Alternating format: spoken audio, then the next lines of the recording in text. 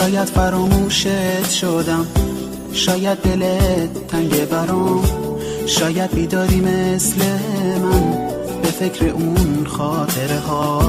شاید تو هم شب که میشه میری به سمت جاده ها. بگو تو هم خسته شدی مثل من از فاصله ها. با هر قدم برداشتنت فاصله بینمون نشست. لحظه ای که بستی درو شنیدی قلبم شکست.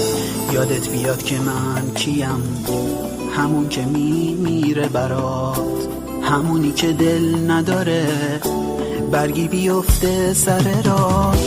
نمیتونم دورت کنم لحظه ای از تو رویاهام. تو مثل خالکوبی شدی تو تک تک خاطره ها. از کی داری تو دور میشی؟ از من که میمیرم برات، از منی که دل ندارم برگی بیفته سر راه.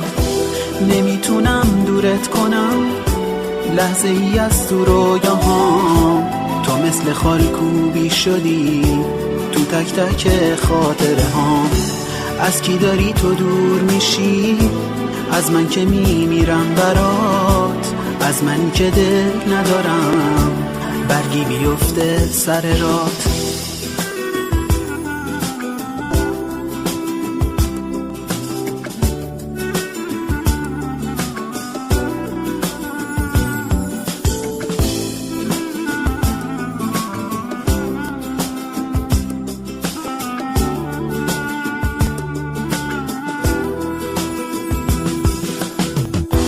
بگو من از کی بگیرم حتی یه بار سراغ تو.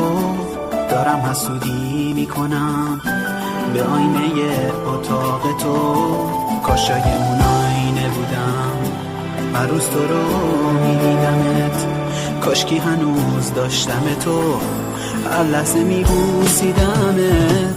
نمیتونم دورت کنم لحظه ای از تو رویاهام. تو مثل خالکوبی شدی تو تک تک خاطره ها. از کی داری تو دور میشی؟ از من که میمیرم برات، از منی که دل ندارم برگی بیفته سر راه. نمیتونم دورت کنم لحظه ای از تو رویاهام. تو مثل خالکوبی شدی تو تک تک خاطره ها. از کی داری تو دور میشی؟ از من که میمیرم برات، از منی که دل ندارم برگی بیفته سر راه.